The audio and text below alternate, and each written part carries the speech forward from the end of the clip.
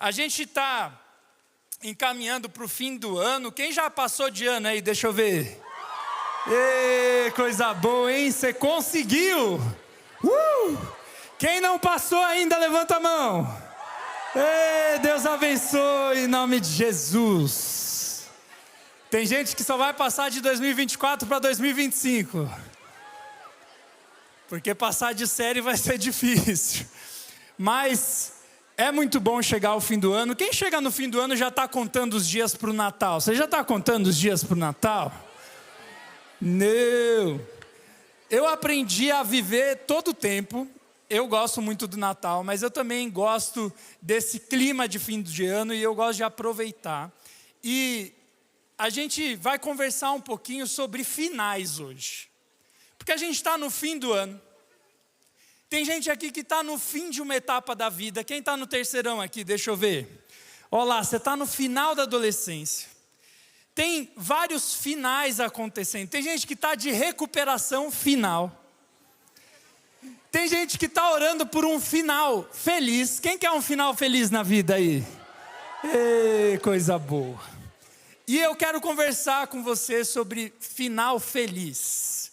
Porque chega no fim do ano. Eu não sei se você é assim, mas eu começo a ver se o meu ano valeu a pena. Se o meu ano foi legal, se eu cresci, se eu fiz as coisas que Deus pediu para eu fazer, se eu fui bênção na vida da minha esposa, na vida da minha filha, e você vai olhar aí, cara, como é que foi teu ano? E é interessante que a gente tem uma noção de final feliz que não necessariamente é o que a Bíblia diz.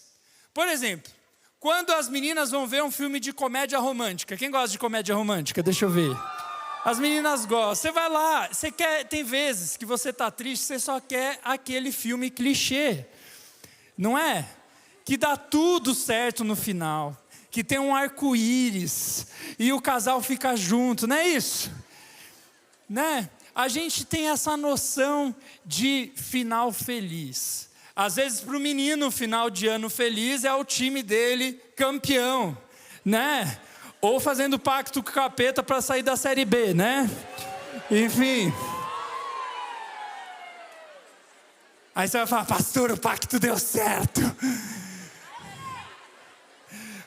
Mas eu não sei o que é final feliz para você, mas eu sei de uma coisa. Todo mundo quer terminar a vida bem, feliz, casado, com dinheiro, com tudo certo. Você quer terminar a tua adolescência bem, passando no vestibular. Quem passou no vestibular aí? Em algum vestibular? Deixa eu ver. Não sei ainda, pastor, não sei. Quer passar no vestibular, quer entrar na faculdade, ou quer só passar de ano, ou só não quer passar despercebido pela morena, eu não sei.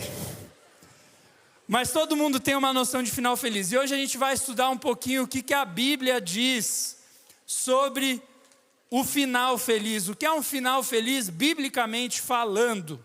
Por isso vamos ler o texto de Mateus 16, 13. O título da mensagem de hoje é Final Feliz. Eu vou pedir aqui para o pessoal do som, tem um cabo aqui que eu estou chutando ele o tempo inteiro. Se der para tirar aqui, vai ser benção. Vamos lá. Faz silêncio aí, presta atenção. Mateus 16 diz assim: chegando Jesus à região de Cesareia de Filipe, perguntou aos seus discípulos: quem os outros dizem que o Filho do Homem é? Eles responderam: alguns dizem que é João Batista, outros Elias, e ainda outros Jeremias ou um dos profetas. E vocês? Perguntou ele. Quem vocês dizem que eu sou? Simão Pedro respondeu: tu és o Cristo, o Filho do Deus vivo.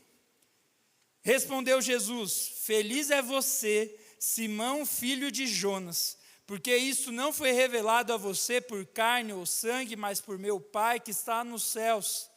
E eu digo que você é Pedro, e sobre esta pedra edificarei a minha igreja, e as portas do Hades não poderão vencê-la. Eu darei a você as chaves do reino dos céus. O que você ligar na terra terá sido ligado nos céus, e o que você desligar na terra terá sido desligado nos céus. Então advertiu a seus discípulos que não contassem a ninguém que ele era o Cristo. Desde aquele momento, Jesus começou a explicar aos seus discípulos que era necessário que ele fosse para Jerusalém e sofresse muitas coisas nas mãos dos líderes religiosos, dos chefes dos sacerdotes e dos mestres da lei, e fosse morto e ressuscitasse no terceiro dia. Então Pedro, chamando-o à parte, começou a repreendê-lo, dizendo: Nunca, Senhor, isso nunca te acontecerá. Jesus virou-se e disse a Pedro: Para trás de mim, Satanás, você é uma pedra de tropeço para mim, e não pensa nas coisas de Deus, mas nas dos homens. Então Jesus disse aos seus discípulos: Se alguém quiser acompanhar-me, negue-se a si mesmo, tome a sua cruz e siga-me. Pois quem quiser salvar a sua vida, a perderá, mas quem perder a sua vida por minha causa, a encontrará. Pois que adiantará o homem ganhar o mundo inteiro e perder a sua alma? Ou o que o homem poderá dar em troca de sua alma? Pois o Filho do Homem virá na glória de seu Pai, com os seus anjos, e então recompensará cada um de acordo com o que tenha feito. Garanto a vocês que alguns dos que aqui se acham não experimentarão a morte antes de verem o Filho do Homem vindo em seu reino. Vamos orar para Deus colocar no nosso coração o que Ele quer que a gente entenda sobre um final feliz? Quem quer um final feliz aí? Deixa eu ver. Então vamos orar. Senhor Jesus, obrigado por tudo que o Senhor já fez nesse culto. E eu peço que em nome de Jesus agora não seja eu falando, mas o Senhor, que eu diminua para que o Senhor apareça e que adolescentes possam ouvir a sua voz, adultos, seja lá quem estiver envolvido nesse culto, que possa entender o que é um final feliz biblicamente. Nós nos humilhamos na sua presença e pedimos: abre a nossa mente, o nosso coração, repreende Satanás e vem com o rio da sua presença aqui sobre nós. Em nome de Jesus. Amém. Amém.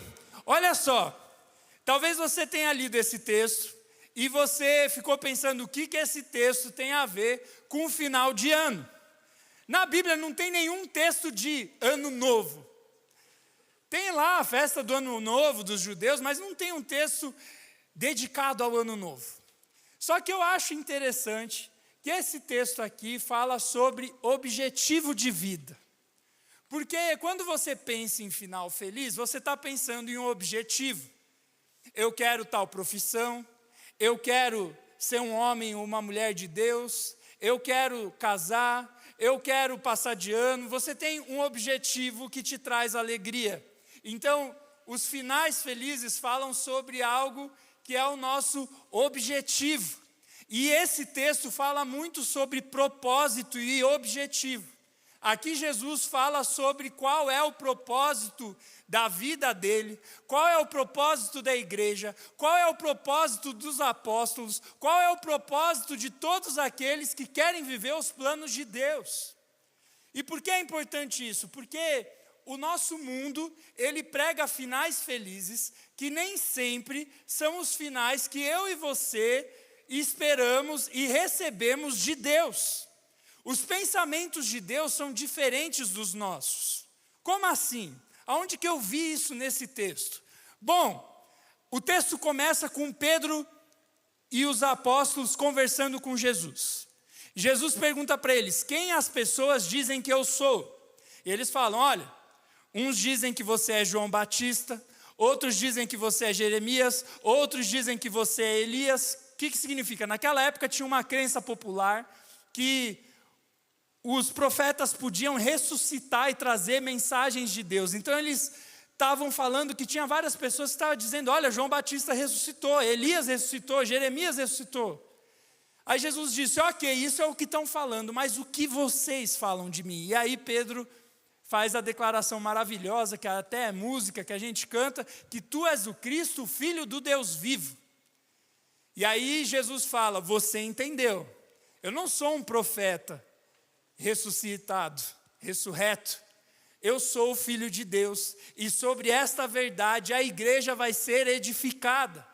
E aí ele diz: olha, não contem isso para ninguém ainda, porque Jesus pediu para os apóstolos não contarem para ninguém que ele era o Cristo, porque naquela época as pessoas tinham uma ideia, que o Cristo seria um Messias político. Como assim? A palavra Cristo e a palavra Messias significam ungido, escolhido de Deus. Eles acreditavam que Deus iria escolher um homem que viria para abençoar a nação de Israel, que era o povo de Deus na época. Então, eles interpretavam as profecias sobre a vinda de Jesus através da ótica de um rei que ia reconquistar o reino para Israel. Israel estava sendo dominado pelo Império Romano. E eles acreditavam que quando Cristo viesse, ele iria libertar o povo de Israel da opressão do Império Romano. Então, se os discípulos saíssem falando por aí que Jesus era o Cristo, a chance das pessoas tentarem fazer de Jesus o rei político de Israel era muito grande. Então ele falou, olha, por enquanto, não contem isso para ninguém, até eu atingir o propósito que Deus tem para a minha vida. E então Jesus começa a falar qual é o propósito da vida dele. Ele falou, olha, eu vou ser preso, eu vou ser açoitado, vão me dar chicotadas, eu vou morrer, mas no terceiro dia eu vou ressuscitar.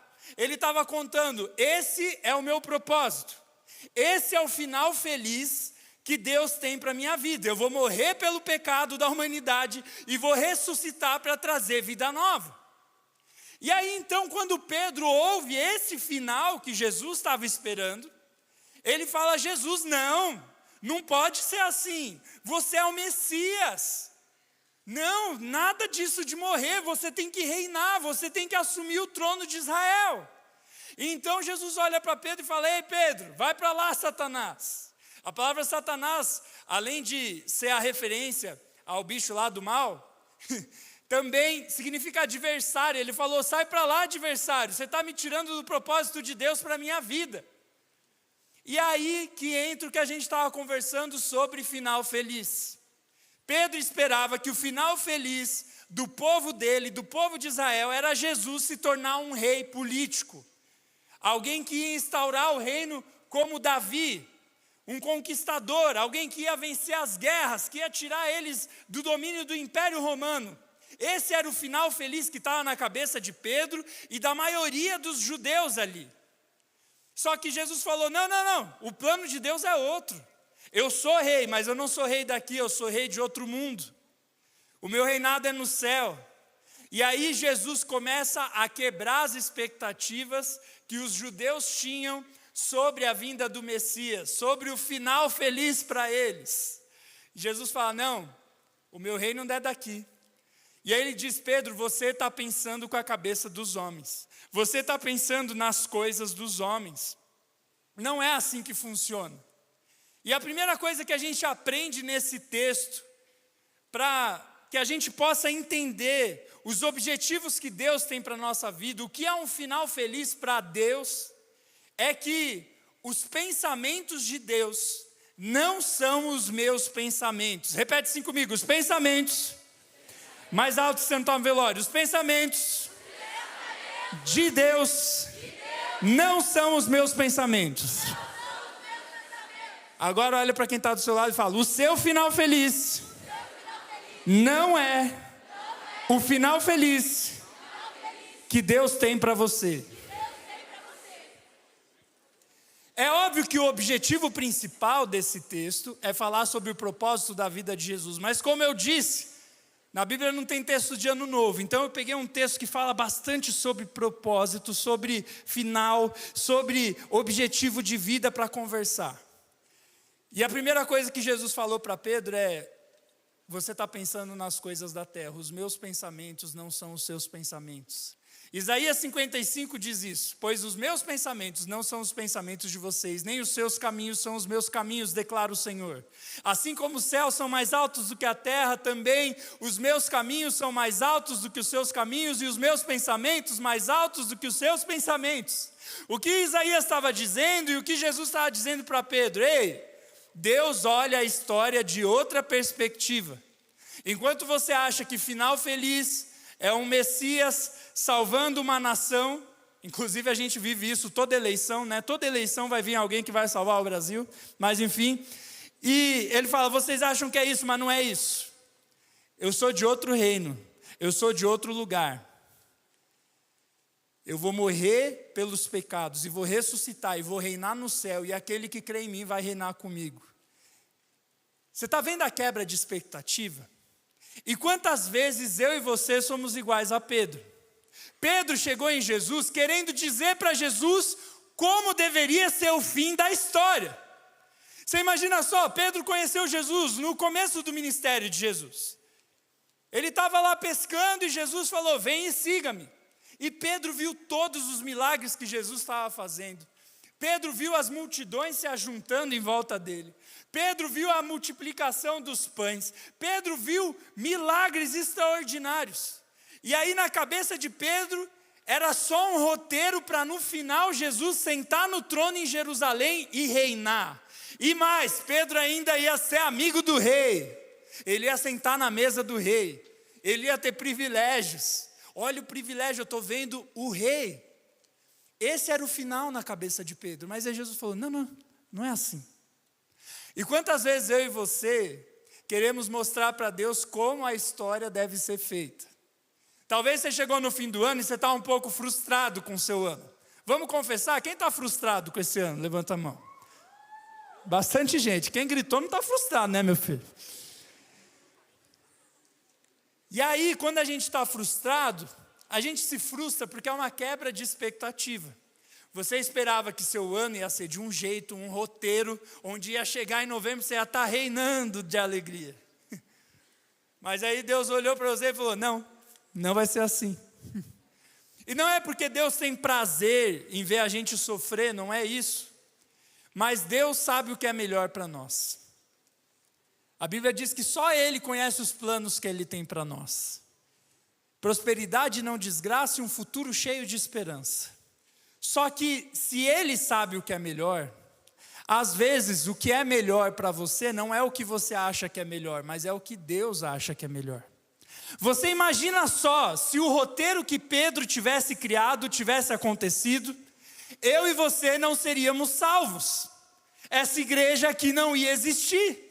Porque Jesus ia ser simplesmente um de vários outros reis que a história teve que liderou Israel. Você imagina, se Jesus tivesse atendido a expectativa que Pedro e que todos os judeus do século I tinham, eu e você não íamos conhecer a Jesus. Eu e você não íamos ter esse maravilhoso conselheiro, Deus poderoso, que cuida de nós. Se Jesus tivesse atendido a expectativa de Pedro, eu e você não íamos ser salvos. Então, quem pode dar um glória a Deus que Deus não respondeu à oração e à vontade de Pedro? Você pode dar um glória a Deus? Glória a Deus que a vontade de Pedro não foi feita a vontade de quem? De Deus. E se foi assim na vida de Pedro, se foi assim na vida de Israel no primeiro século, é assim na nossa vida também. Por isso, se você levantou a sua mão falando que está frustrado com o seu ano, levanta a sua mão de novo, você que está frustrado. E fala assim: glória a Deus, que não foi do meu jeito, foi do jeito de Deus. Ele sabe o que é melhor. Mas pastor, teve muita coisa ruim, teve muito pecado, teve muita briga, teve muita coisa que não é de Deus. Era isso que Deus queria para a minha vida? Não. Mas mesmo as coisas ruins, Deus usa para nos transformar, para transformar em coisas boas. Por exemplo, a gente trouxe a minha filhinha Laila. Ela deve agora estar sendo ninada em algum canto da nossa igreja, porque ela não está aqui. Mas quando eu e a Rê decidimos começar a tentar engravidar, nós já tínhamos uma expectativa sobre a nossa filha. A gente já imaginava tudo como ia ser o parto, como ia ser a vida com ela, como tudo ia acontecer. Só que é interessante que as coisas, desde o primeiro dia que a gente soube da gravidez da Rebeca, não aconteceu nada do nosso jeito. Por exemplo, eu vou abrir algumas coisas que eu não contei aqui para vocês. Mas a primeira vez que a Rebeca engravidou, a gente ficou feliz. Eu estava dormindo, era um domingo de manhã, ela foi lá, me acordou e falou: amor, deu positivo. Meu Deus, eu vou ser pai, eu vou ser pai, eu vou ser pai. Eu fiquei desesperado. E fiquei falando, eu vou ser pai umas 15 vezes, mais ou menos. E aí a gente se abraçou, tal. E aí ela só contou para a mãe dela no fim da tarde. E aí a gente reuniu a família. Não contamos para a nossa família. A gente foi fazer uma surpresa, um café da manhã. Minha irmã que mora nos Estados Unidos estava aqui.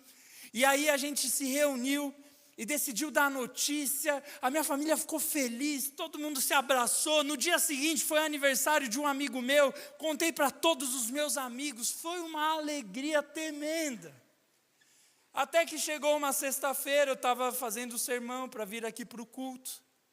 De repente a minha esposa nota algo diferente. A gente foi ver, ela perdeu o nosso primeiro filho.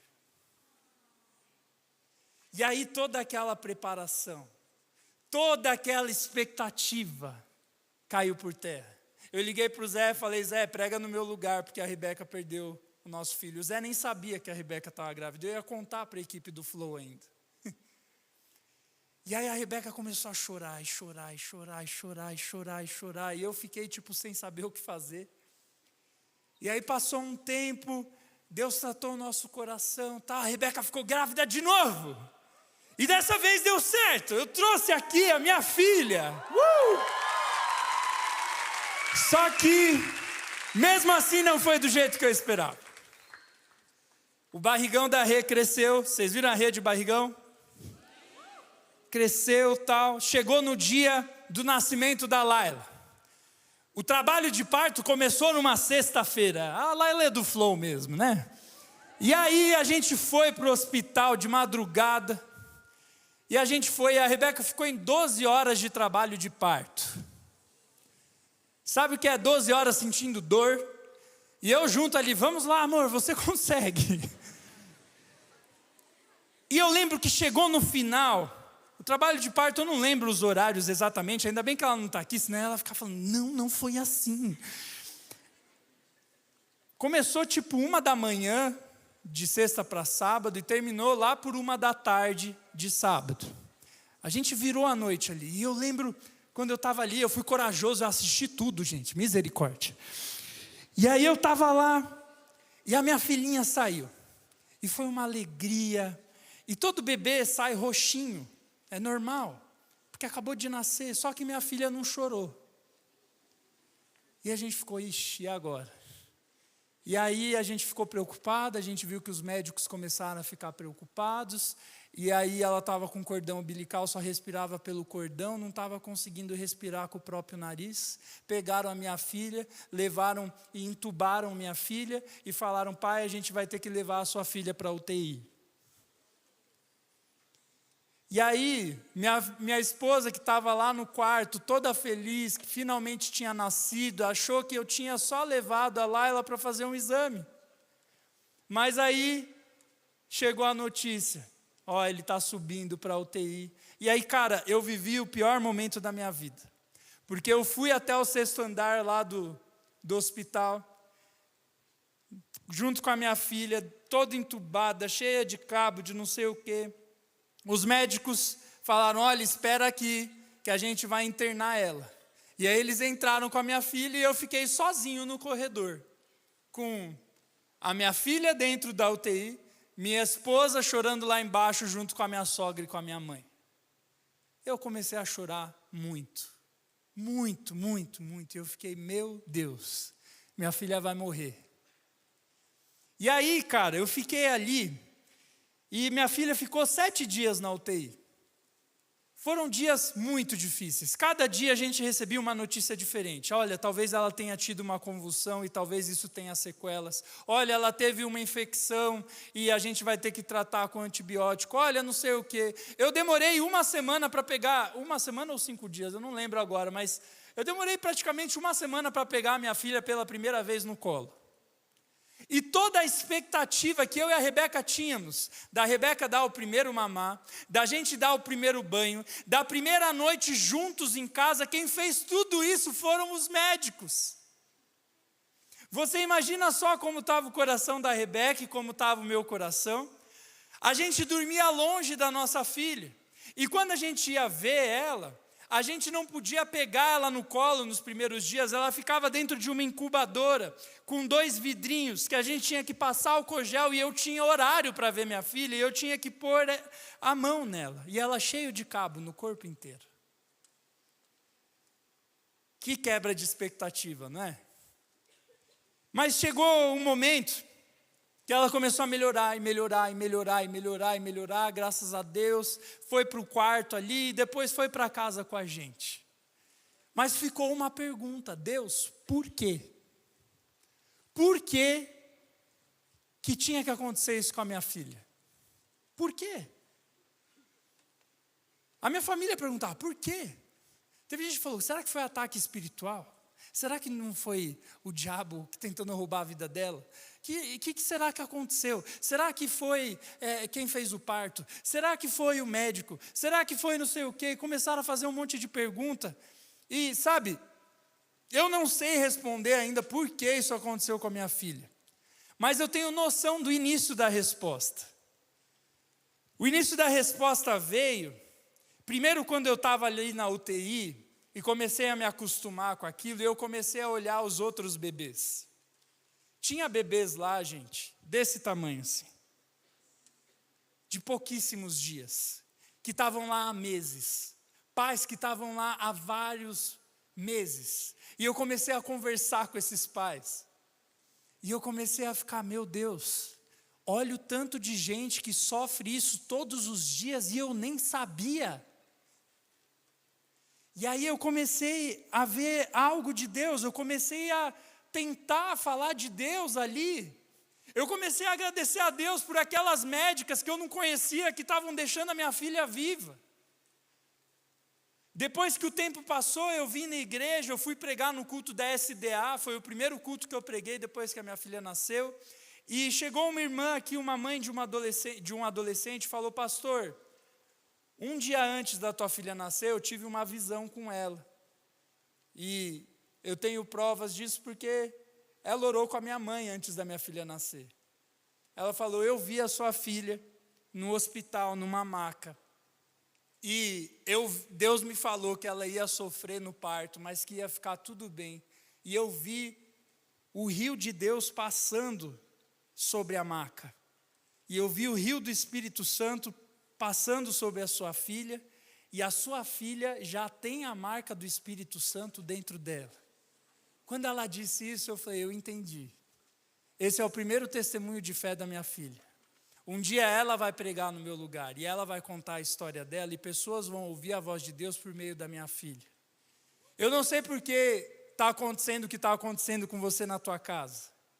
Pedro não entendia por que Jesus não ia ter o reino político. Mas sabe de uma coisa? Deus está no controle. Ele não faz nada por acaso. Minha filha está aqui, passando. E eu trouxe ela hoje para você olhar para ela e ver um milagre. E se Deus fez um milagre na minha casa, Ele pode fazer o milagre da restauração na sua vida. Ele pode te visitar. Mas você precisa entender que os planos de Deus são diferentes dos seus. Amém? Amém ou não? Dá uma salva de palmas para Jesus aí. Coisa boa. A primeira coisa que Deus ensinou ali para Pedro foi que as coisas não iam ser do jeito dele.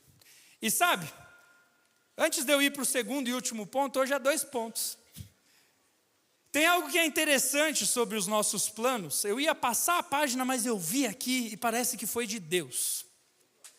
A gente age como se a gente tentasse reescrever a história do jeito de Deus, e a gente faz tipo do nome de Jesus um mantra. Tipo assim, ano que vem eu vou viajar em nome de Jesus. Tal ano eu vou para Disney em nome de Jesus. Eu vou passar no vestibular em nome de Jesus.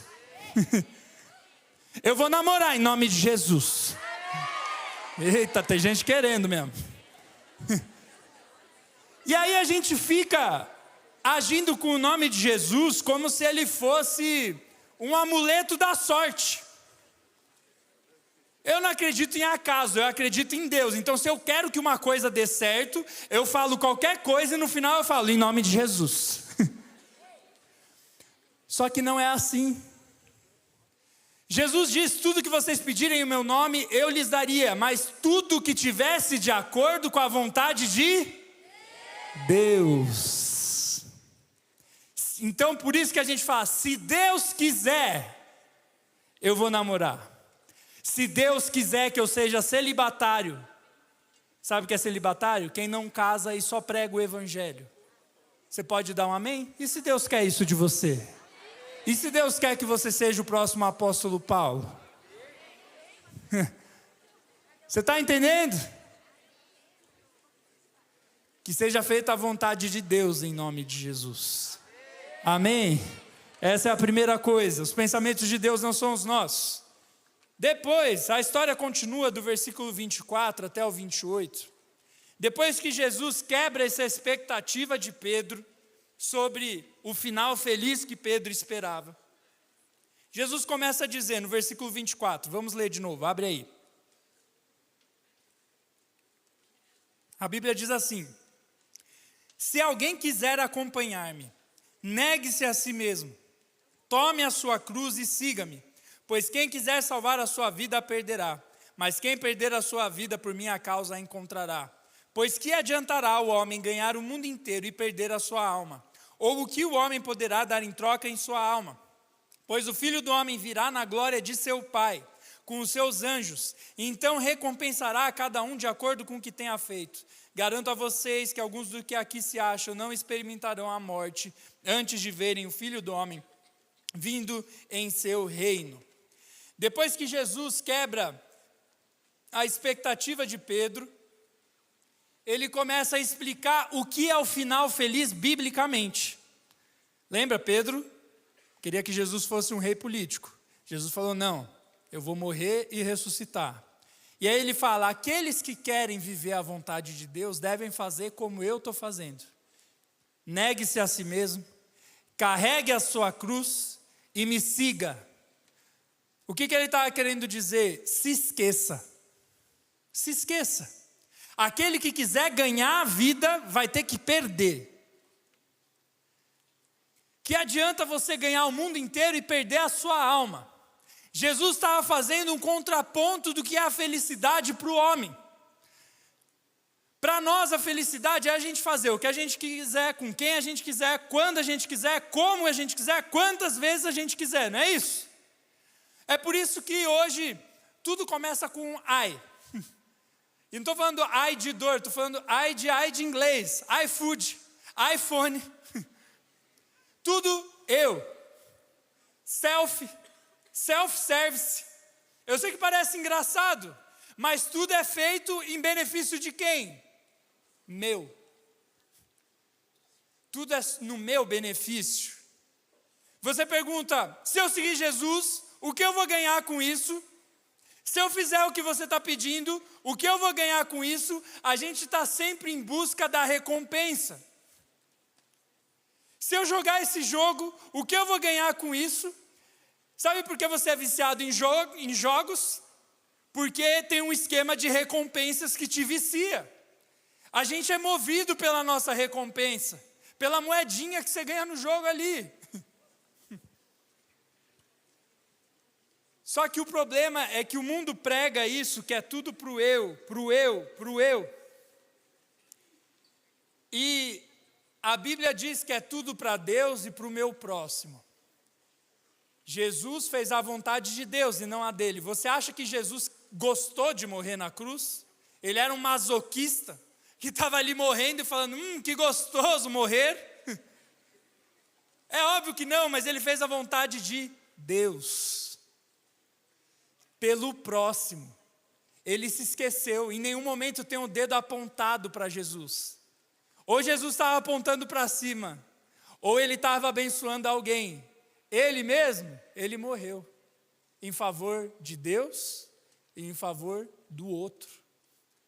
E a Bíblia conta para nós que se você quer ter um final feliz, seja um final de ano feliz, um final de adolescência feliz, um final de vida feliz, você tem que se esquecer.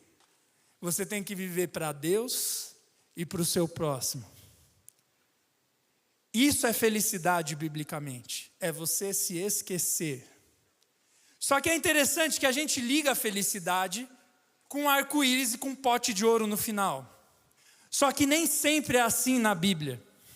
Por exemplo, vamos pegar as histórias bíblicas. Alguém pode me falar a história de alguém que terminou realmente com um final feliz, bem clichê na Bíblia? Falem em voz alta aí para mim. Quem? Esther, Ruth, que mais? Jó. Falou Jó aí? Vamos pegar o exemplo de Jó? Jó é a jornada do herói. Ele tem lá, era rico. Quem quer ser rico aí? O cara levanta em nome de Jesus. Aí, Jó era rico. Ele perde tudo. Tudo que ele tinha. Mas no final a Bíblia diz que ele ganha tudo em dobro. Oh Jesus, eu quero tudo em dobro. Tudo em dobro. E aí você vai lá e lê esse texto na Bíblia e fala: no final da minha vida eu vou passar pela prova e vou ganhar tudo em dobro. Só que esse era o propósito para a vida de quem? De Jó. Não para a vida de todo mundo. Porque o propósito de Deus na vida de Jó foi cumprido com Jó recebendo o dobro de tudo no final. Mas agora vamos pegar o exemplo de João Batista. Como termina a história de João Batista? Ele termina com a cabeça dele cortada em cima de um prato. Quem quer terminar igual João Batista? Eu quero. Sabe por quê? Não tem a ver com o jeito, com a circunstância, o propósito de Deus. Tem a ver se você cumpriu tudo que Deus te pediu para fazer. A vida de Jó cumpriu o propósito de Deus porque Jó foi um experimento, um apontamento do sofrimento que Cristo teria e da recompensa que aqueles que crescem em Cristo terão no céu. É isso que a vida de Jó sinaliza. A vida de João Batista, com a cabeça num prato, significa a vida da autonegação. Eu não vivo para mim mesmo, eu não ganho seguidores para mim mesmo. O mundo fala, ganhe seguidores, arrasta para cima. Só que Jesus está falando, não meu filho, você quer me seguir? Vem de arrasta. Morra para você mesmo. João não ganhou seguidores. João deixou todos os seguidores dele para Jesus. João pregou o evangelho e sofreu por pregar o evangelho e morreu injustamente durante uma festa com a cabeça cortada porque ele tinha denunciado o pecado de uma autoridade. Você está entendendo que biblicamente o final feliz não é chegar no fim da sua vida e ter um arco-íris, 2 filhos, um cachorro, uma casa própria, viajar todo ano? É óbvio que Deus quer que a gente se sinta feliz, é óbvio que Deus ama a alegria. Um dos frutos do Espírito Santo, uma parte do fruto é a alegria. Deus se alegra com os que se alegram e chora com os que choram, mas o nosso final feliz, o objetivo da nossa vida, não é necessariamente o que é senso comum, é fazer a vontade de quem? De Deus. Vai ter gente aqui que a vontade de Deus vai ser você ser um empresário rico que vai sustentar vários missionários. Só que vai ter gente aqui que vai ser o missionário, que vai morrer pelo evangelho. Então já vou começar desde já a orar para eu ser o empresário.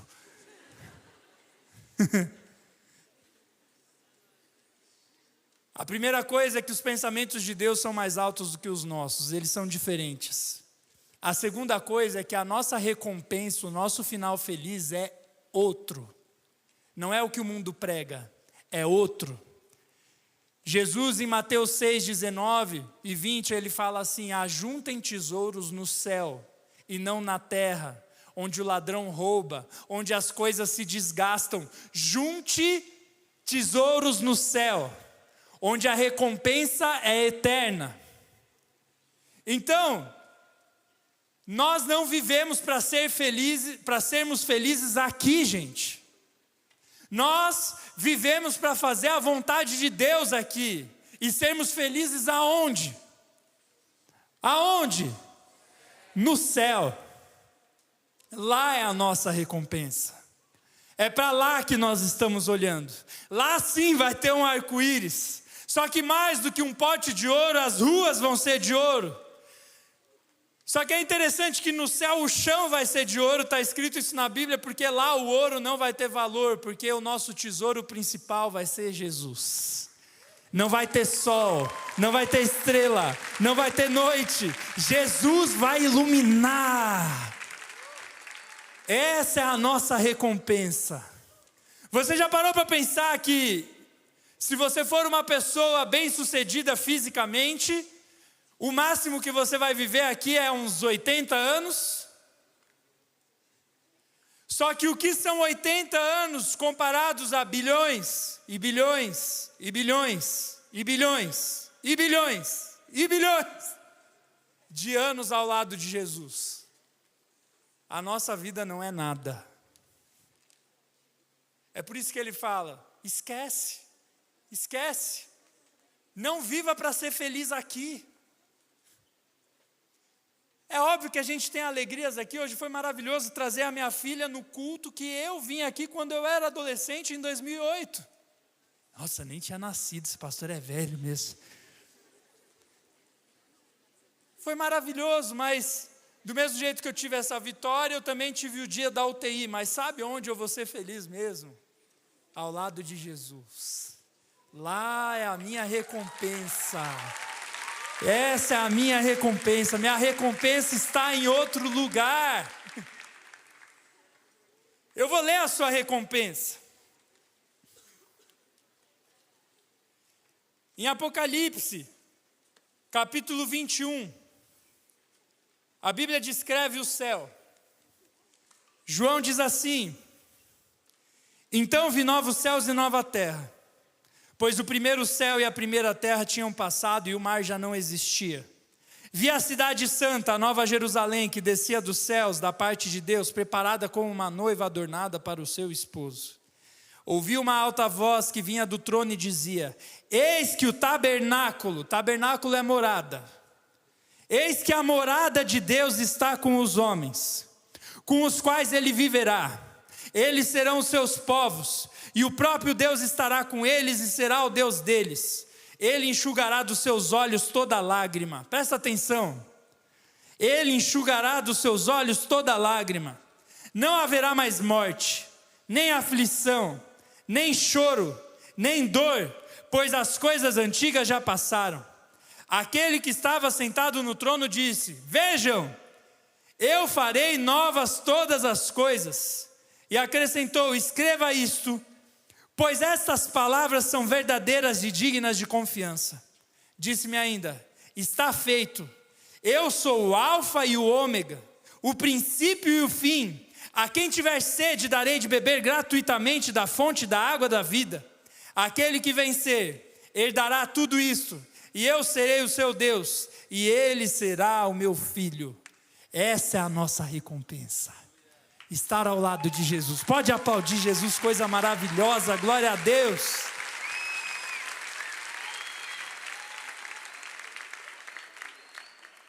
Eu vou terminar essa mensagem e nós vamos orar com uma história que eu contei aqui no missionário durante o momento de dízimos. Eu não sei se você lembra, mas ela encaixou perfeitamente para encerrar essa mensagem.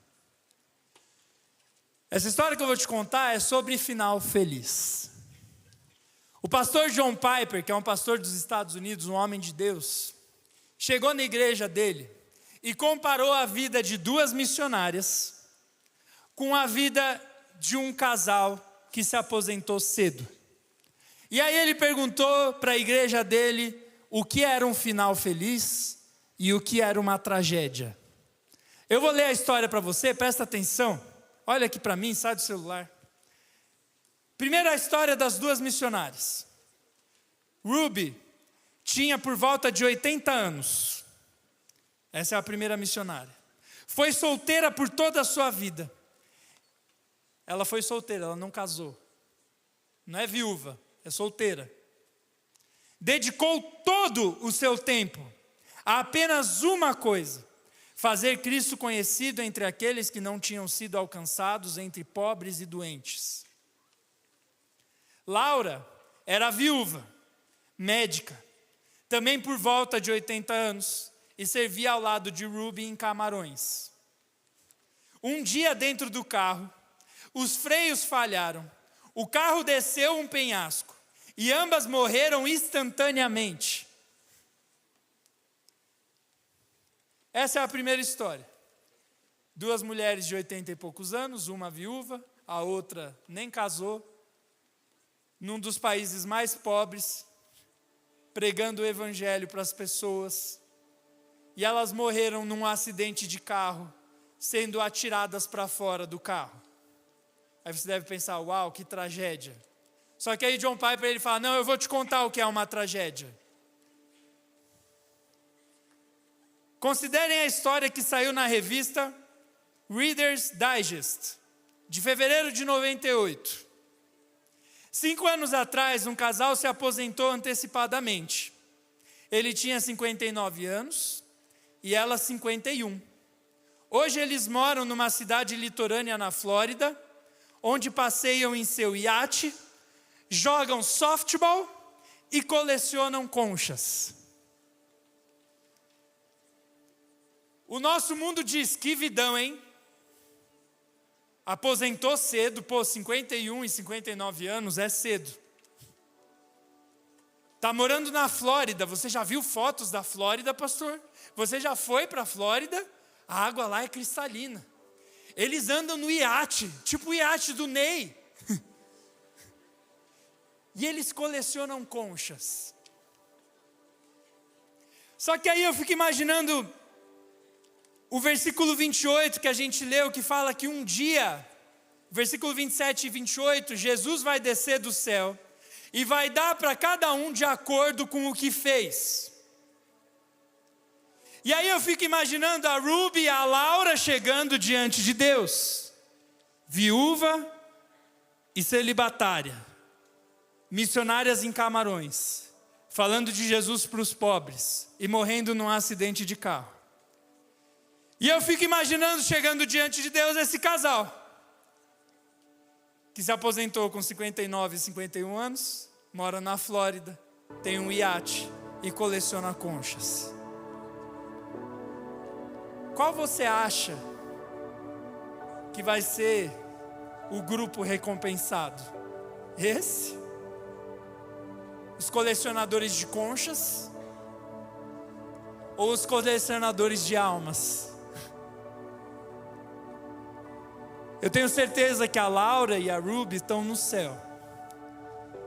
E quando ela chegou, Jesus olhou para elas e falou: servas boas e fiéis, entrem no meu reino. Aqui está a sua recompensa. Aqui estão várias pessoas que foram salvas porque vocês pregaram. Porque você, Ruby, deixou de casar para evangelizar. Porque você, Laura, era médica, podia estar milionária, mas veio para Camarões pregar o evangelho. Agora eu fico imaginando esse casal chegando. Deus, olha o que eu trouxe, uma coleção de conchas. Como é que eu e você vamos chegar no céu? Isso se a gente chegar lá. Você vai olhar e falar: Deus, olha a minha nota no Enem. Olha, eu passei em primeiro na federal. Deus, você viu minha namorada? Deus, você viu meu Instagram? Deus, você viu a minha casa, minha roupa, o meu iPhone?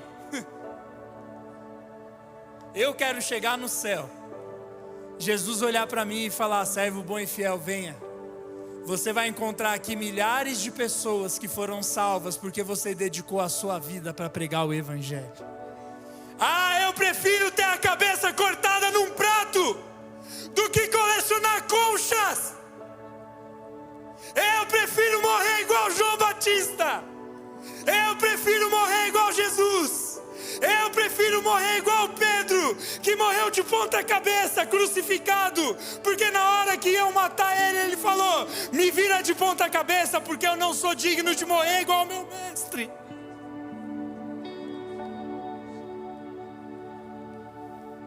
Ei, qual é o seu final feliz? Qual é o seu final feliz? A vida não acaba no vestibular. A vida não acaba quando você consegue o que você fica pedindo para Deus no mantra do nome de Jesus. O nome de Jesus. Eu vou viajar. Eu vou... Ei! Tem uma recompensa maior. Quer estar com Jesus todos os dias aqui na terra e um dia desfrutar da presença dele no céu. Tudo que é bom, tudo que é maravilhoso, todo o prazer que você vai ter com qualquer coisa aqui não se compara com o que Deus preparou para aqueles que o amam. Ele preparou um quarto para você, Ele está te esperando, mas você precisa negar a si mesmo, carregar a sua cruz e seguir Jesus. Por isso nós vamos orar hoje. Fica de pé onde você está.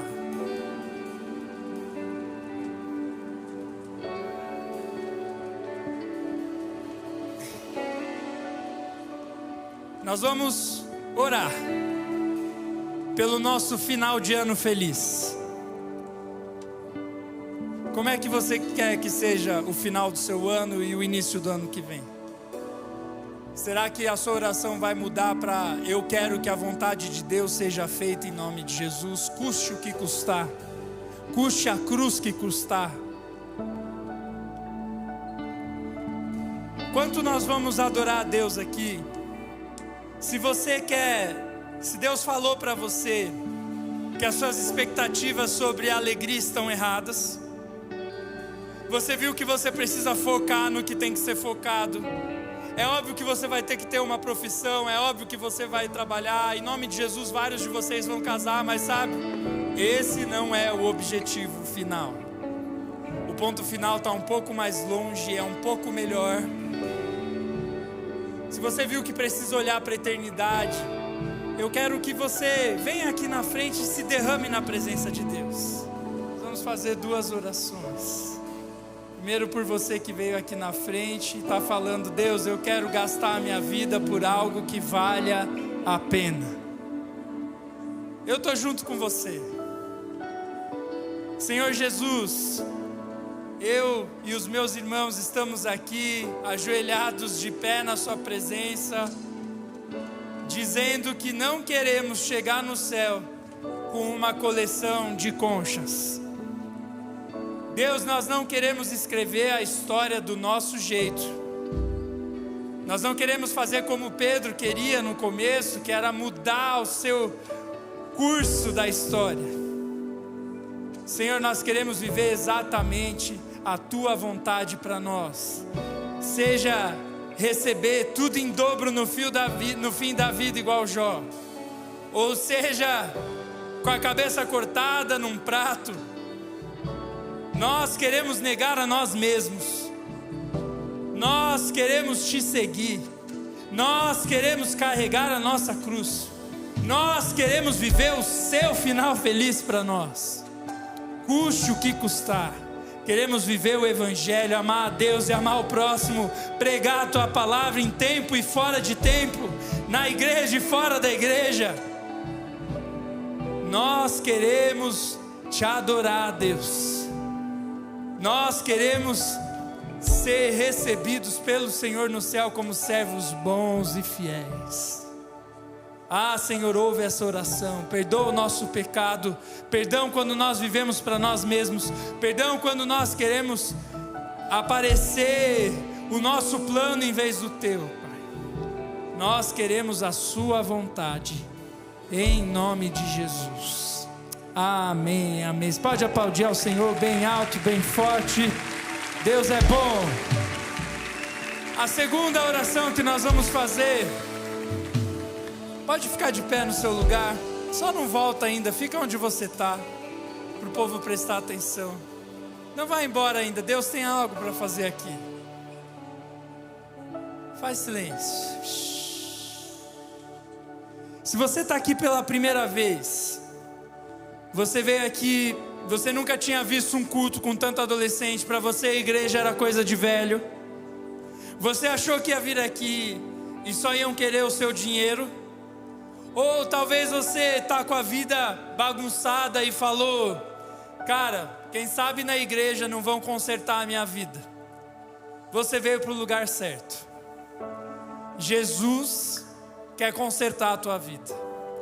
Só que, como eu disse, não é a expectativa que você tem de conserto. São os planos que Ele tem.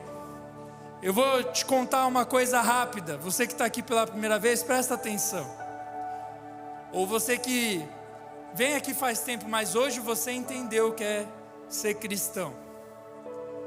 A Bíblia diz que Deus é um ser maravilhoso, mais forte, mais infinito, mais maravilhoso, poderoso, justo, dono de todas as coisas. O nosso Pai, que sabe o que é melhor para mim e o que é melhor para você.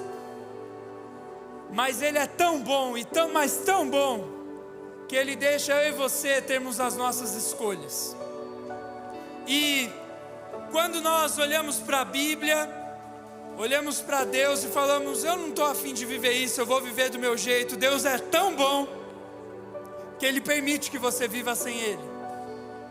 Só que quando nós decidimos viver sem Deus, é como se você pegasse um eletrodoméstico, sei lá, um micro-ondas que só funciona na tomada e tirasse da tomada. Quando eu e você viramos as costas para Deus, é como se a gente tivesse tirado o nosso corpo da tomada da vida, da fonte de vida. E a Bíblia chama isso, essa escolha, de pecado. Quando eu e você olhamos para Deus e falamos: ei, eu sei o que é melhor para mim. E aí a gente começa a viver do nosso jeito. E a Bíblia diz que o salário do pecado, a consequência dessa escolha é a morte. Porque se Deus é tudo que é bom e eu decido me desconectar dele, me sobra a morte. E talvez você veja aqui hoje, Deus está falando para você: ei, você está morto. Você está morto. Eu quero te dar vida nova, porque você está morto. Você está morto no seu pecado. Talvez você veio para a igreja porque a vida do seu jeito não está dando certo, e aí você veio pedir ajuda de Deus. Mas Deus tem uma boa notícia para você: Ele é tão bom que mesmo você virando as costas para Ele, Ele nunca vira as costas para você. Ele enviou o Filho dele na cruz. Por que Jesus teve que ir para a cruz? Para a gente fazer o sinal do... Para a gente fazer o sinal do crucifixo? Não. Jesus foi para a cruz simbolizando a morte espiritual que eu e você vivemos. Nós merecemos ir para a cruz, nós merecemos morrer, mas Jesus, sem merecer, morreu a morte no nosso lugar. Ele sofreu a desconexão de Deus no nosso lugar, para que eu e você pudéssemos ser reconectados. É por isso que Jesus ressuscita. Ele diz assim: eu morri no seu lugar, e agora eu estou ressuscitando, dando vida nova para você. Ele diz que aquele que crê em Jesus renasce para uma vida nova aqui no céu. Não, aqui na terra. Não é reencarnação, não é isso. Um Espírito de Deus entra dentro de você e você se torna uma nova pessoa. Você nasce de novo. Você ganha vida de novo. A vida que você perdeu porque você escolheu viver sem Deus, você ganha de novo. E mais, quando você morrer nesse corpo, como consequência do pecado, você vai ressuscitar para uma vida nova no céu e eterna. É isso que é a morte e a ressurreição de Jesus. Ele morreu no seu lugar e te deu vida nova aqui na terra e no céu. E se hoje você veio para a igreja e você quer isso, eu quero orar pela tua vida. Eu quero orar por você. Mas deixa eu te avisar, não vai ser do seu jeito. Não vai ser fácil. Você vai ter que abrir mão do seu jeito de viver. Talvez você vai ter que abrir mão dos vida louca que estão te levando para o inferno junto com eles. Esses vida louca que você chama de amigo. Talvez você vai ter que abrir mão deles. Talvez você vai ter que abrir mão de um namorado, de uma namorada. Não é fácil. É cruz. É morte para as nossas vontades e vida para a vontade de Deus. Se você está disposto a entrar nesse caminho, eu quero orar com você.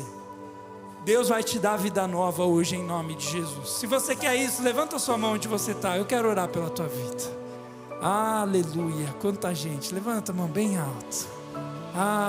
Que coisa boa. Eu vou te pedir mais um passo de coragem. Eu quero orar por você aqui pertinho. Se você ergueu sua mão, vem aqui na frente, eu quero orar com você. Chama um amigo que está do lado, não tenha vergonha. Venha. Vem aqui bem pertinho. Eu vi gente lá atrás. Eu vi um piá aqui no fundo. Eu vi gente... Venha. Se você quer entregar a sua vida para Jesus, vem aqui bem pertinho. Eu quero orar por você. Pede licença, venha. Pode aglutinar mais aqui para o povo vir. Junta mais. Eu sei que a gente é curitibano, mas junta aí.